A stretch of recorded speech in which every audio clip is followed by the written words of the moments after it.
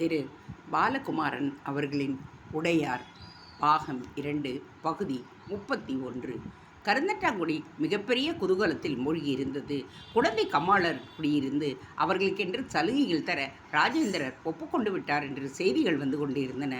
ராஜேந்திரர் உணவு எடுத்துக்கொண்டதும் கட்டிலில் தூங்கியதும் பூமியில் அறைந்து சத்தியம் செய்ததும் விவரமாக சொல்லப்பட்டன. இளவரசர் ராஜேந்திரர் மிகப்பெரிய படையெடுப்புக்கு தயாராகி கொண்டிருக்கிறார். எனவே அதற்கான வேலைகளை உங்களிடமிருந்து எதிர்பார்க்கிறார். இன்னும் பெரிய கூட்டமாக ஒற்றுமையோடு நீங்கள் இருக்க வேண்டும் என்று நினைக்கிறார். நாங்கள் எங்கள் வேலைகள் முழுவதையும் இளவரசர் ராஜேந்திரருக்கென்றே ஒப்பு கொடுத்து விட்டோம். நீங்கள் தஞ்சைக்கு அருகிலேயே இருக்கிறீர்கள். உங்களால் அந்த விதம் செய்ய முடியாது.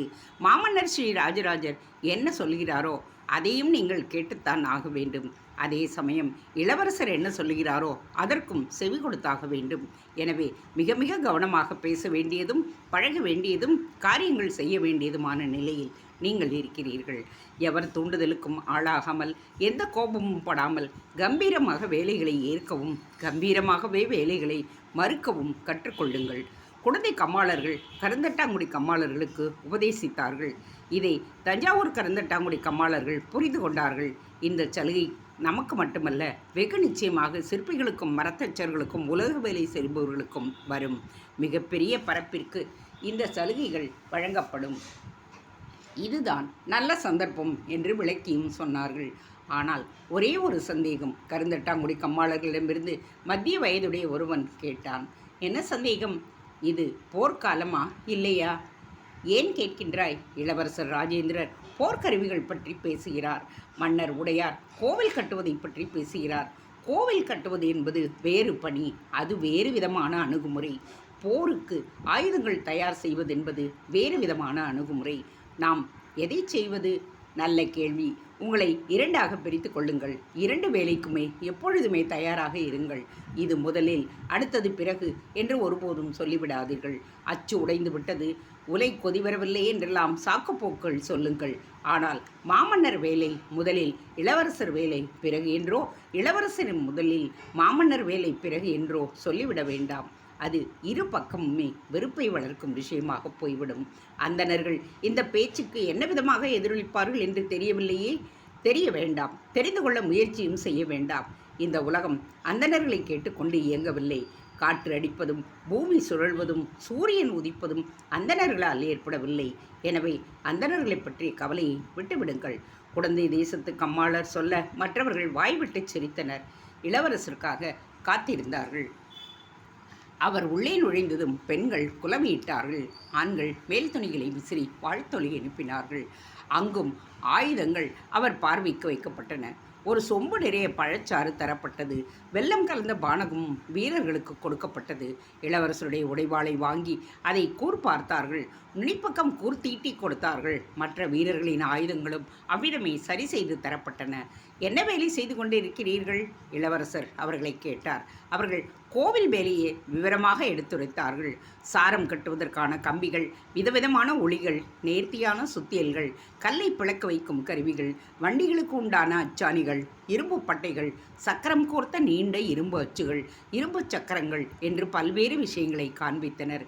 எனக்கு குடந்தை கம்மாளர்கள் ராட்டினங்களை காட்டினார்களே, அதுபோல உங்களுக்கு செய்ய உத்தரவு வரவில்லையா? இல்லை, ராட்டினங்கள் குடந்தை கம்மாளர்களுக்கு மட்டுமே கொடுக்கப்பட்டிருக்கின்றன.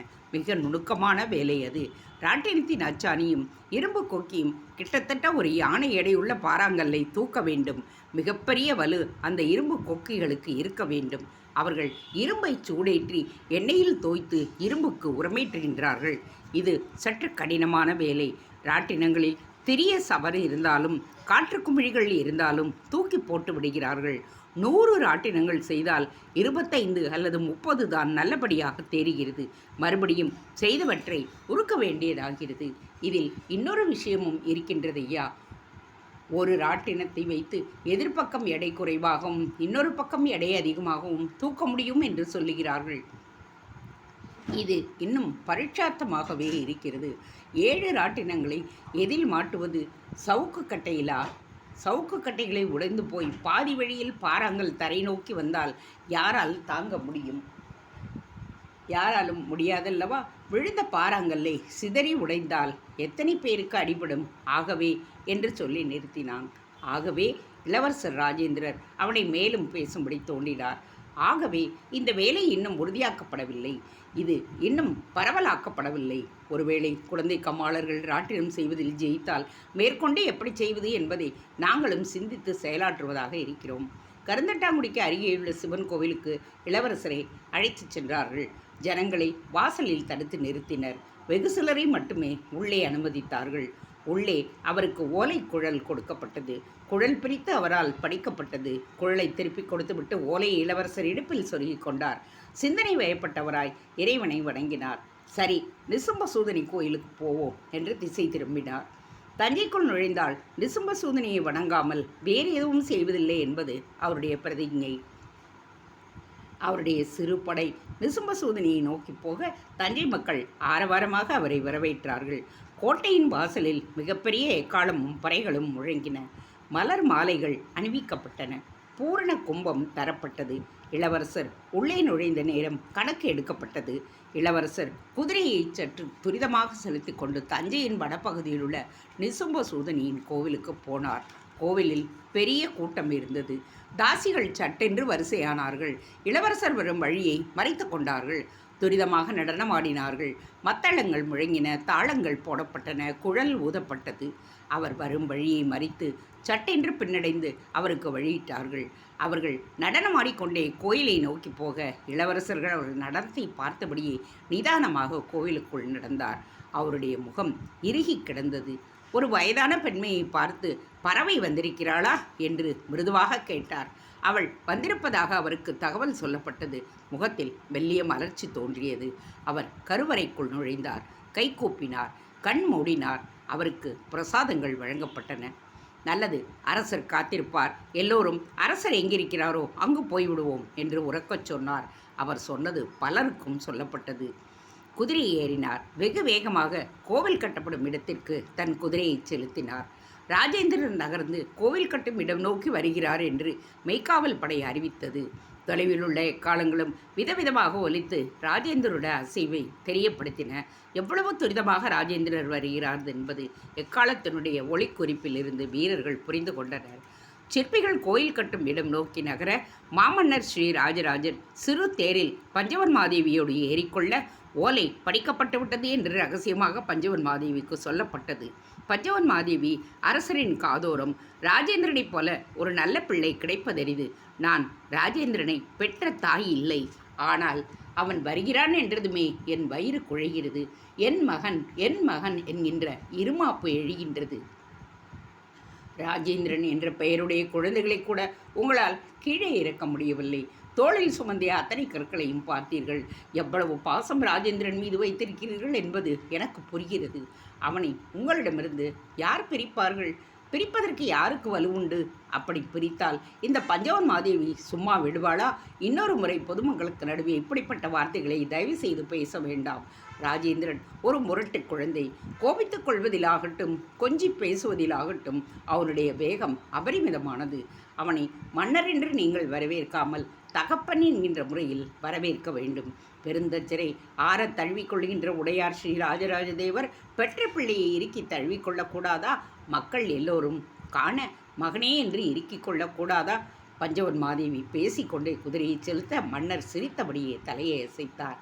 அவர் முகத்தில் ராஜேந்திரனை பார்க்கின்ற ஆவல் அதிகமாக இருந்தது. நாட்டியம் ஆடுவதற்கு உண்டான மேடையில் நீங்கள் ஏறி நில்லுங்கள். ராஜேந்திரனை நான் அங்கு அழைத்து வருகிறேன், பஞ்சவன் மாதேவி சொன்னாள். ராஜேந்திரன் குதிரையில் வருவது மேடையில் ஏறிய போது தெரிந்தது. கோயில் திடலுக்குள் நுழைந்ததும் இளவரசர் ராஜேந்திரர் குதிரையை விட்டு கீழே இறங்கினார். நெடுஞ்சான்கிடையாக தரையில் விழுந்து நமஸ்கரித்தார். கோவில் கட்டுகிற நிலத்திலிருந்து மண்ணை எடுத்து நெற்றியில் பூசிக்கொண்டார். சிவாய நமக என்று கை கூப்பினார். எங்கே அரசர் என்று கேட்டார். அரசர் மேடையில் இருக்கிறார் என்று சுட்டி காட்டியதும் தன் கைகளை விரித்து அரசரை நோக்கி ஆட்டினார். முஷ்டியை மடக்கி சோழம் சோழம் என்று கத்தினார். மற்ற வீரர்களும் எதிரொலித்தார்கள். உடையார் ஸ்ரீ ராஜராஜ தேவர் உறக்க சுத்த வாழ்க என்று மக்கள் கோஷமிட்டார்கள். அரசரை நோக்கி நடக்கும் பொழுது கோடுகள் போடப்பட்டிருந்த இடத்தை கூர்ந்து கவனித்தார். அவர் ஏன் இன்னும் அஸ்திவாரம் தோண்டப்படவில்லை? ஆட்கள் இப்பொழுதுதான் வந்திருக்கிறார்கள். ஆட்கள் வந்து 2 நாட்கள் ஆகி இருக்குமே. ஆம், ஆனாலும் அவர்களை ஏனோ வேலை வாங்கவில்லை. எங்கே எங்கே அந்த ஆட்கள்? நான் அனுப்பிய ஆட்கள் எங்கே? உரக்க கத்த அந்த அடிமை வீரர்கள் மடமடவென்று வரிசையானார்கள். ஒருவரிடமிருந்து மண்வெட்டியை வாங்கி பூஜை எல்லாம் போட்டாகி விட்டதல்லவா, இப்பொழுது மண் எடுக்கலாம் அல்லவா என்று கங்கணம் கட்டியிருந்த சிற்பியை நோக்கி சொல்ல, சிற்பி எல்லா பூஜையும் முடித்தாகிவிட்டது, எப்பொழுது வேண்டுமானாலும் மண் எடுக்கலாம் என்று சொல்ல, வேகமாக மண்வெட்டியால் அஸ்திவாரம் போடப்பட்ட இடத்தை ராஜேந்திரர் கொத்தத் துவங்கினார். எடுங்கள், அத்தனை பேரும் மண்வெட்டியை எடுங்கள், எடுத்து இந்த இடத்தில் அவர்களை எவ்வளவு ஆழம் தோண்ட வேண்டும் என்று இருக்கிறார்களோ அவ்வளவு தோண்டுங்கள். சிகப்பான சரளை கற்களில் மண்வெட்டி பட்டு தூசி எழுந்து விறுவிறுத்தது. மண்வெட்டிகள் பல பேரால் போடப்பட்டன. கூடைகள் கொண்டு வந்து தரப்பட்டன. மாமன்னர் பார்த்து கொண்டிருக்கும் பொழுதே கால் நாழிகையில் இடுப்பளவு ஆழம் பல ஆட்கள் வெட்ட ஏற்பாடாகிவிட்டது. உடம்பெல்லாம் செம்மண் பொழியும் வியர்வையும் முகத்தில் களைப்புமாக ராஜேந்திரர் மேடை ஏறினார். கைகளை தேய்த்து உதறிக்கொண்டார். யாரோ சொம்பில் நீர் வார்க்க கைகளை கழுவிக்கொண்டார். யாரோ துணியை கொடுக்க முகத்தை துணியால் துடைத்து கொண்டார். துணி முழுவதும் செம்மையாயிற்று. எல்லோரும் பார்க்க மேடை ஏறினார். அரசருக்கு அருகே போனார். நீண்ட நெறிய மரம் போல் அரசரின் கால்களில் விழுந்து அந்த கால்களில் நெற்றியை பதிய வைத்து கொண்டார். மண்டியிட்டு அரசரை நோக்கி கை கூப்பினார். அரசருக்கு அடிவயிற்றிலிருந்து ஒரு சந்தோஷமும் பெருமிதமும் பொங்கி நெஞ்சை தாக்கின. கண்களில் நீர் கட்டியது. மகனை தூக்கி நிறுத்தி வாரிய 2 கைகளையும் விரித்து இறுக்கி தழுவி கொண்டார். சோழ தேசத்தில் மகோன்னதமான 2 மனிதர்கள் ஒருவரையொருவர் இறுக்கி தழுவி கொண்டார்கள். அப்பாவின் கன்னத்தில் இளவரசர் ராஜேந்திரர் மாறி மாறி முத்தமிட மன்னர் மெலிதாக வெட்கப்பட்டார். கூட்டம் ஆரவாரம் செய்தது. 2 பேரும் கைகோர்த்து கொண்டு கூட்டத்தினரை நோக்கி கையசைத்தனர். பிரம்மராயர் மெல்ல குனிந்து அவருக்கு அருகே இருந்த ஒற்றனிடம் முணுமுணுத்தார். இது தேவையில்லை, இது வெறும் திருஷ்டி. இப்படி பலர் பார்க்க ஆனந்தப்படக்கூடாது என்று நான் சொல்லியிருந்தாலும் இவர்கள் கேட்க மாட்டேன் என்கிறார்களே. அவர் சொல்வதில் அர்த்தம் இருந்தது. ஆகா, இவர்கள் 2 பேரும் சேர்ந்துதானையா எங்கள் ஊருக்குள் படையெடுத்து வந்தார்கள், எங்கள் விளைநிலங்களை பாழி செய்தார்கள், எங்கள் வீடுகளை எரியூட்டினார்கள், எங்கள் பெண்களை துரத்தி கொண்டு போனார்கள். இவர்கள் உத்தரவின் பேரில்தான் தன் தந்தையை சிரச்சேதம் செய்தார்கள், என் தம்பியை துரத்தி கொன்றார்கள் என்று அடிமை வீரர்கள் சிலர் பொறும ஆரம்பித்தார்கள். முகத்தை திருப்பிக் கொண்டார்கள். பல்லை கடித்து குத்திட்டு உட்கார்ந்து மண்ணை கொத்த ஆரம்பித்தார்கள். கூட்டத்தில் இருந்து விலகி தென்னந்தோப்புக்குள் போய் கை கட்டி நின்று கொண்டார்கள். ஆபத்து உதவி படைகள் சிதறி நின்றிருந்தன. 7 பேர் விதவிதமான உடையணிந்த விதவிதமான வேலைகளை மேற்கொண்டு அங்கு அரசரை பார்த்தபடியே நின்று கொண்டிருந்தனர். எங்களை சரித்து மண்ணோடு மண்ணாக்க விட்டல்லவா நீ கோவில் கட்டுகிறாய், எங்களை ஆழ குழி தோண்டு புதைத்து விட்டல்லவா நீ விமானம் கட்டுகிறாய், எங்கள் அரசரை கண்டம் துண்டமாக வெட்டி விட்டல்லவா நீ சிவலிங்கம் ஸ்தாபிக்கிறாய். மறக்குமா? எங்கள் வீரபாண்டியர் உங்கள் ஆதித்யன் கொன்றது எங்களுக்கு மறக்குமா? எத்தனை ஒப்பாரி பாடல்கள்! காடுகளுக்குள் மறைந்து ஜுரமாகி நோயுற்று கிடந்தவனை தட்டி எழுப்பி அவன் முன்பு கொக்களித்து வசனம் பேசி அவனை நிற்கச் செய்து வேகமாய் வாழ்வீசி தலை கொய்து அந்த கொய்து வந்த தலையை தஞ்சையின் கோட்டையில் மாட்டி உங்களை விளம்பரப்படுத்தி கொண்டீர்களே, அது மறக்குமா? எங்கள் குலத்தை நாசமடைய முயற்சித்தீர்களே, நாங்கள் விடுவோமா? பாண்டிய குலத்தை உங்களால் ஒரு காலம் நாசம் செய்ய முடியாது. அதில் ஒரு வித்து இருந்தாலும் போதும், மறுபடியும் ஒரு ஆலமரம் வளரும்.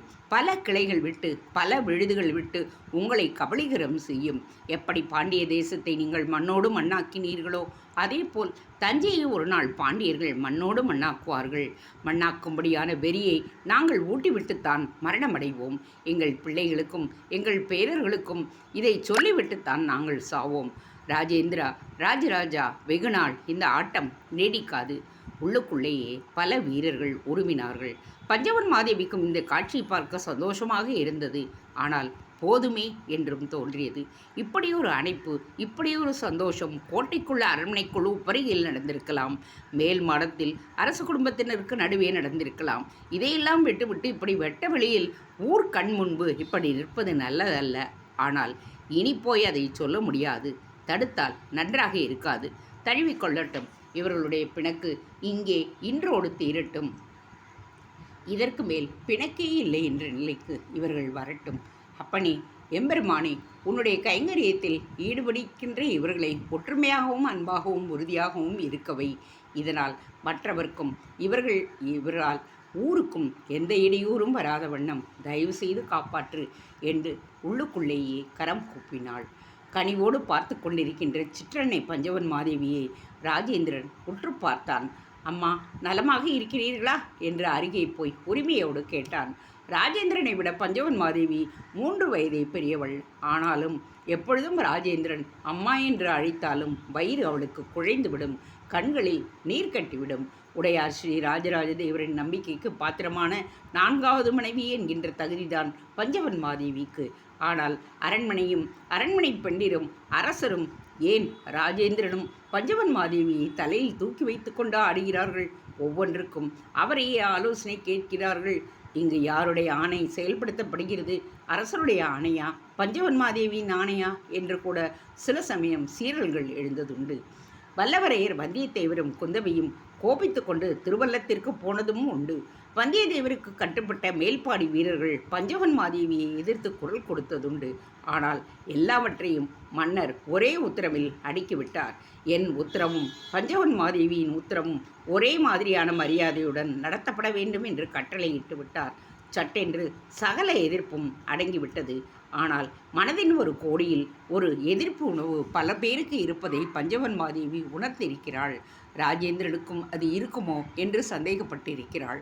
ஆனால் ராஜேந்திரன் நெல் முனையளவும் அப்படிப்பட்ட எதிர்ப்பை காண்பித்ததில்லை. அரசரை கட்டி முத்தமிட்ட கையோடு இளவரசர் ராஜேந்திரர் யாரும் எதிர்பாராத ஒரு செயலை செய்தார். முக்கியமான பங்கு வகிப்பவளும் சேனாதிபதி பிரம்மராயரின் மரியாதைக்கு உரியவளுமான தனது சிற்றன்னை பஞ்சவன் மாதேவியின் கால்களில் நெடுஞ்சான் கிடையாக விழுந்து வணங்கினார். கூட்டத்து பெண்கள் குலவியிட்டார்கள். தளிச்சேரி பெண்கள் கூடுதலாக குலவியிட்டார்கள். அதற்கு காரணம் இருந்தது. தங்கள் குலத்தில் பிறந்தவளும் நாட்டியத்தில் சிறந்து விளங்கி தலைக்கோழி பட்டம் வாங்கியவளும் மிகுந்த அறிவாளியுமான பஞ்சவன் மாதேவியின் கால்களில் சோழ தேசத்தின் எதிர்கால அரசன் பணிகின்றான் என்றால் இதைவிட கர்வம் தேவரடியார்களுக்கு வேறென்ன வேண்டும்? தேங்க்ஸ் ஃபார் வாட்சிங். Please subscribe.